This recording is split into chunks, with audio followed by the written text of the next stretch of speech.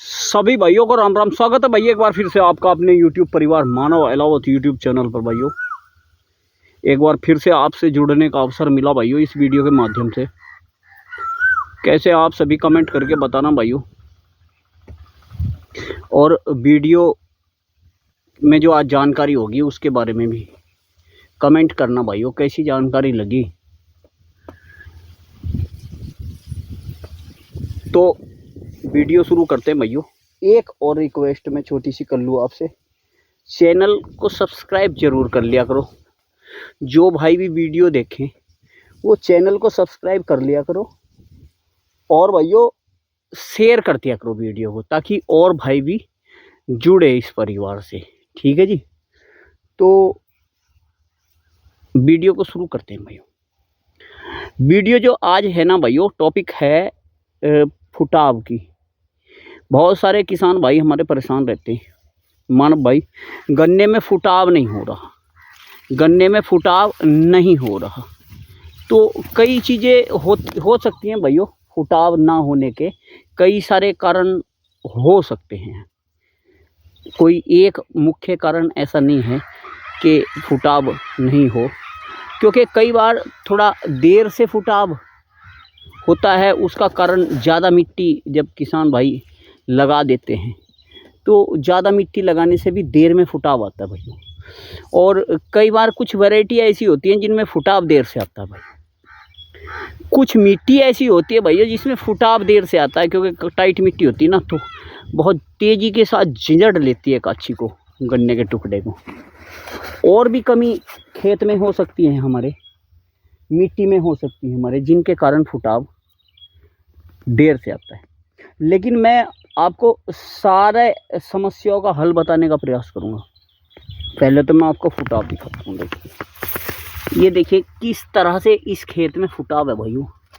अंधाधुंध फुटाव है, 10-10, 12-12 कल्ले एक एक साथ में इस खेत में है। फुटाव लिया है जो मैंने, और ये फुटाव आज का नहीं है। एक चीज़ और मैं आपको जानकारी देती हूँ। ये देखिए भैया फुटाव देखिए आप, भरा पड़ा है खेत, कहीं जगह नहीं है इसमें निकलने के लिए। और ये कोई आज का फुटाव नहीं है भाइयों। मैं भी ये भी बता दूं, ये मैंने वो फुटाव है जो जब गन्ना जम के भी नहीं आता भाई, फुटाव का कोई मतलब ही नहीं होता उस समय, यानी कि दिसंबर और जनवरी में लिया हुआ फुटाव है। ठीक है जी। अब जो चीज़ दिसंबर और जनवरी में भी फुटाव ला रही है ना, उसका क्या आजकल तो वो भाई वो फाड़ के रख देगी बिल्कुल टिल्लिंग को। ठीक है जी। अभी मैं दूसरे खेत में चल के फुटाव दिखाता हूँ। अब भाइयों मैं इस खेत में आ लिया, वो फरवरी का है भाइयों ये खेत हमारा। इसमें फुटाव देखिए आप, फरवरी में लगाया था भाइयों, बहुत जल्दी लगा दिया था 10-12 फरवरी को। थोड़ा फरवरी नहीं भैया, ये 25-26 फरवरी को, क्योंकि 8-10 फरवरी को तो मैंने पौध ही कर दी थी इसकी। ये देखिए पौध लगा करके इसका मैंने बुआई की थी। तो ये देखिए आप फुटाव देख लीजिए। ठीक है जी, और दिखाता हूँ फुटाव देखिए भाइयों आप। पहले इधर से दिखाता हूँ, थोड़ा घास हो रही है इसमें। ये देखिए फुटाव आप यहाँ से देख लीजिए, मतलब ये देखिए ये है इसका, मतलब एक मिड्ढे में अगर 10 से भी कल्ले कम नहीं है। और अगर इसकी बात करूँ ना भाइयों, तो कम से कम 20 कल्ले होंगे। इसमें गिनने का प्रयास करता हूँ मैं, रोकता हूँ वीडियो को, इसे हटा साफ करता हूँ पहले टिल्लिंग को इसकी। तो मैंने इसकी घास साफ कर दी भाइयों।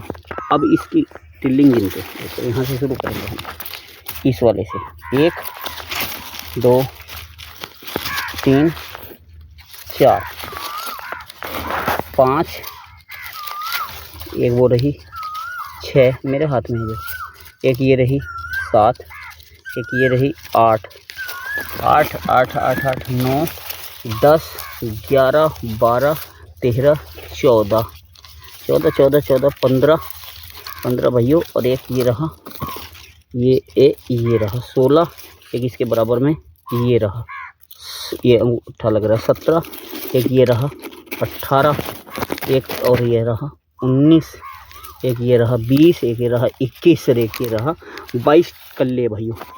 एक मेढे में 22 कल्ले, मतलब मैं यूँ कह रहा हूँ कि ऐसा नहीं है कि एक ही मेढे में पूरे है खेत में 22 कल्ले हैं।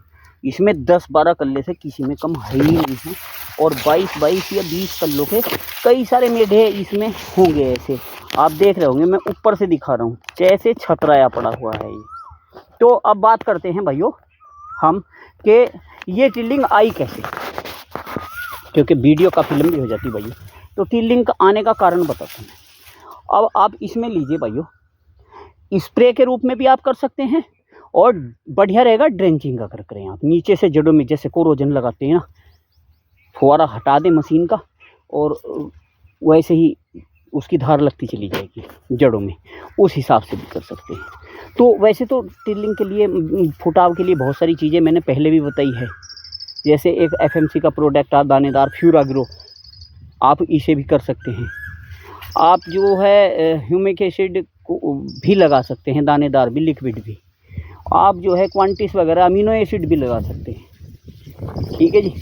आप इसमें माइक्रो राजा वगैरह आप बुआई में लगा ही सकते हैं, उससे भी फुटाव आ जाता है भाई। बहुत सारी चीज़ें मेरा मतलब है ऐसा फुटाव की, लेकिन जो मैंने करा मैं उसके बारे में बताता हूँ, क्योंकि आप ये सुनना चाहते हैं मानो आपने क्या करा। तो जो मैंने किया ना वो क्या है, एक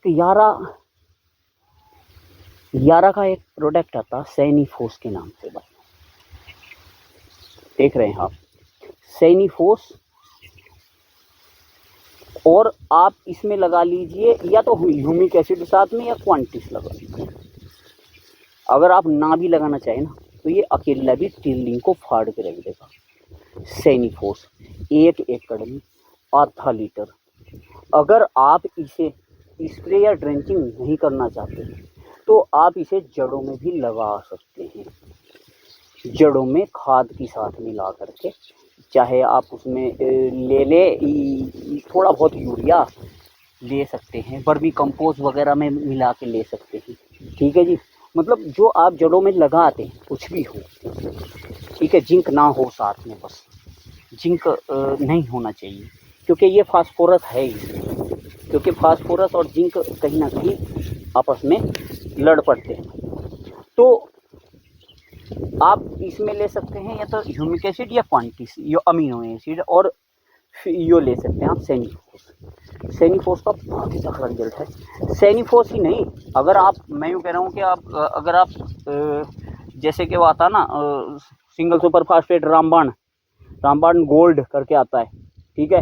आप 1 एकड़ में 3 बैग लगा दें, 2 से ज़्यादा, 1 ना लगाएं, या तो 2 लगाएं या फिर 3 लगा दें 1 एकड़ में। और फिर देखना, क्योंकि फास्फोरस का मुख्य काम होता है टिल्लिंग को निकालना, फुटाव कराना। बहुत तेज़ी के साथ फास्फोरस ब्यान कराता है, क्योंकि जड़ों को मजबूत करता है, उसमें से शाखाएं फूटती हैं भाइयों, नसें निकलती हैं, टिल्लिंग अपने आप होने लगती है, ठीक है भाई जी। तो ये थी आज की वीडियो जो मैंने आपको बताई है। आप इसमें बहुत आसान तरीका है टिल्लिंग लेने का, कहीं भी आप चले जाएंगे इस पूरे खेत में। इसी तरह से मैंने दूसरे पिछले खेत में भी दिखाई, कहे तो मैं आप अगले खेत में भी दिखा दूँ। मतलब आप मेरे जिस खेत में भी जाएंगे, जिसमें गन्ना फ़िलहाल पहला खड़ा है, जिसमें मैंने ये लगा दिया, उसमें इसी तरह का आपको फुटाव देखने को मिलेगा भाई, ठीक है जी। तो फिर मिलते हैं एक नई वीडियो के साथ, तब तक के लिए राम राम, धन्यवाद, नमस्कार, धन्यवाद।